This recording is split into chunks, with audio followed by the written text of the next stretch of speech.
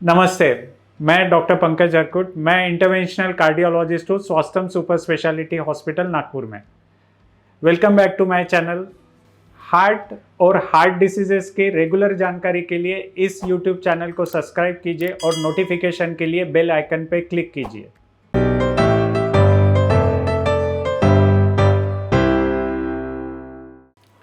तो जैसे कि आप सभी को पता है, जब भी हम हार्ट डिसीजेस के बारे में बात करते हैं तो एंजियोग्राफी के बारे में कई सवाल आते हैं। तो एंजियोग्राफी क्या होती है आज हम जानेंगे। एंजियोग्राफी यह वह तकनीक है जिसमें हम हार्ट की नसों तक सिलेक्टिवली पहुंचते हैं। पर यह तकनीक कब शुरू हुई? तो सन 1929 में सर वार्नर फ्रॉसमैन ने पहली बार हार्ट तक पहुंचने की एक कैथेटर द्वारा कोशिश की, और इस कोशिश को उन्होंने जब रिकॉर्ड किया तब से आज तक मतलब करीब 100 वर्षों में हमने ये देखा कि यह तकनीक सेफ है और यह तकनीक हमें हार्ट में और हार्ट रिलेटेड जो ब्लॉकेजेस है उसको समझने में बहुत मदद करती है। और आज यह most commonly perform cardiac procedure है।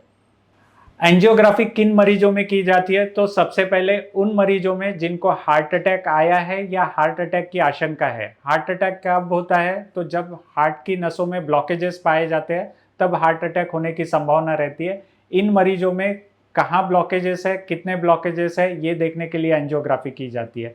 या उन मरीजों में जिनमें नॉन इन्वेजिव टेस्ट या तो ईसीजी, इकोकार्डियोग्राफी या टीएमटी द्वारा ये पता चलता है कि ब्लॉकेजेस की संभावना है, उन मरीजों में हम लोग कंफर्म करने के लिए एंजियोग्राफी करते हैं। तीसरा, उन मरीजों में जिन्हें चलने में सांस फूलती है या फिर कोई सिम्टम्स ये बताता है कि हार्ट के नसों में ब्लॉकेजेस आ सकते हैं या रहने के चांसेस है, उन मरीजों में हम लोग एंजियोग्राफी करते हैं ताकि ये पता चल सके कि किस नस में ब्लॉकेज है और कितना ब्लॉकेज है। यह देखने के लिए हम लोग एंजियोग्राफी करते हैं।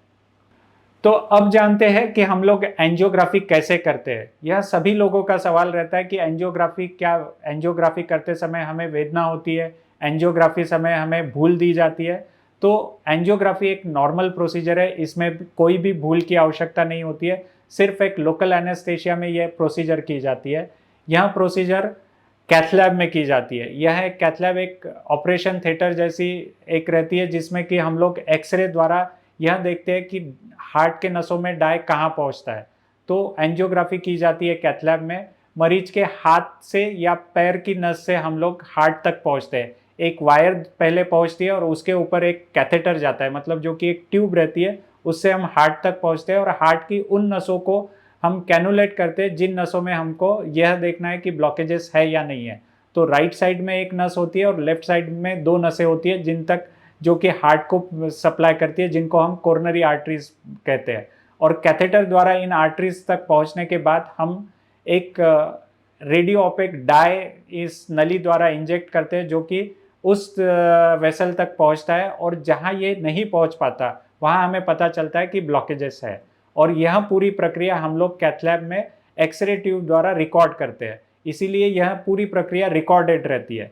और एंजियोग्राफी होने के बाद में मरीज को सामान्यतः हम लोग शिफ्ट करते हैं। 1 से 2 घंटे तक मरीज को पल्स, ऑक्सीजन और ईसीजी मॉनिटर करते हैं। सामान्यतः 1 या 2 घंटे बाद मरीज को छुट्टी की जा सकती है। एंजियोग्राफी के दौरान भी इन सभी पैरामीटर्स को, पेशेंट के ब्लड प्रेशर को, पेशेंट के ईसीजी को, पेशेंट के ऑक्सीजन को हम मॉनिटर करते हैं, और इनमें कहीं गड़बड़ी पाए जाने पर एंजियोग्राफी की प्रक्रिया को उसी समय रोकना पड़ सकता है। तो यह होती है नॉर्मल प्रोसीजर। सामान्यतः यह प्रोसीजर काफ़ी सेफ और वेदना रहित रहती है। सभी मरीजों का सवाल रहता है कि एंजियोग्राफी के दौरान कुछ कॉम्प्लिकेशन हो सकते हैं क्या? तो एंजियोग्राफी सामान्यतः एक काफ़ी सेफ प्रोसीजर है। एक्सपीरियंस हैंड्स में इसमें कॉम्प्लिकेशन होने की संभावना नहीं के बराबर होती है। और सबसे इम्पॉर्टेंट है कि एंजियोग्राफी एक टेस्ट है, तो ये 4 से 5 मिनट में, मतलब अगर हम लोग पूरा प्रोसीजर का समय देखें तो 4 से 5 मिनट में ये प्रोसीजर खत्म हो सकती है। इस प्रक्रिया के दौरान कुछ कॉम्प्लिकेशन आ सकते हैं, जैसे कि जहाँ से कैथेटर जाता है वहाँ पे खून का जमाव होना, जिसको हम हिमेटोमा कहते हैं, हार्ट की गति कम ज़्यादा होना, डाई की वजह से रिएक्शन होना, कभी कभी बहुत ही रेयरली जिस नस को हम दवाई डाल रहे हैं उस नस की वेसल फट जाना, ये सब चीज़ें हो सकती है। पर जैसे कि मैंने बताया, यह सामान्यतः एक्सपीरियंस हैंड्स में काफ़ी सेफ प्रोसीजर है और काफ़ी कम समय में क्विकली यह गोल्ड स्टैंडर्ड प्रोसीजर जिसके द्वारा हम यह पता कर सकते हैं कि हार्ट में ब्लॉकेजेस है या नहीं है, यह कंप्लीट की जा सकती है। एंजियोग्राफी प्रक्रिया के क्या रिजल्ट्स होते हैं? तो एंजियोग्राफी प्रक्रिया में जब हमें पता चलता है कि ब्लॉकेजेस है तो हम देखते हैं कि ये ब्लॉकेजेस कितने प्रतिशत है। अगर ब्लॉकेजेस 70% से कम है तो इन बीमारी का इलाज हम लोग दवाई द्वारा कर सकते हैं। अगर ब्लॉकेजेस 70% से ज़्यादा है, कम वेसल्स में है और काफ़ी कम जगह पे है तो इसको एंजियोप्लास्टी द्वारा इलाज हम करते हैं। तो यहाँ मैं आपको बता दूं कि एंजियोग्राफी एक डायग्नोस्टिक प्रोसीजर है, मतलब जिसमें हम पता करते हैं कि ब्लॉकेजेस है या नहीं है। पर एंजियोप्लास्टी वह प्रोसीजर है, थेराप्यूटिक प्रोसीजर है, जिसमें कि हम इलाज करते हैं। तो एंजियोग्राफी डायग्नोसिस के लिए रहती है और एंजियोप्लास्टी ट्रीटमेंट के लिए रहती है। इसके बाद अगर ब्लॉकेजेस मेन नस में है, मरीज को डायबिटीज़ है या फिर ब्लॉकेजेस काफ़ी ज़्यादा है, काफ़ी जगह पे है जिसको हम एंजियोप्लास्टी से ट्रीट नहीं कर सकते, तो ऐसे मरीजों में हम बाईपास सर्जरी एडवाइस करते हैं। तो एंजियोग्राफी के बाद 3 चीज़ें हो सकती है। एक, आपकी दवाइयाँ कंटिन्यू रह सकती है या दवाइयाँ उस मुताबिक दी जा सकती है जिस मुताबिक आपको ब्लॉकेजेस है। दूसरा, एंजियोप्लास्टी की जा सकती है जिसमें कि ब्लॉकेजेस को हम स्टेंट द्वारा ठीक कर सकते हैं। तीसरा, बाईपास सर्जरी की जा सकती है। ये होता है जब ब्लॉकेजेस होते हैं। चौथा रिजल्ट ये भी रह सकता है कि आपकी नसें एकदम नॉर्मल है, जिसको कि हम नॉर्मल कोरोनरी एंजियोग्राफी कहते हैं।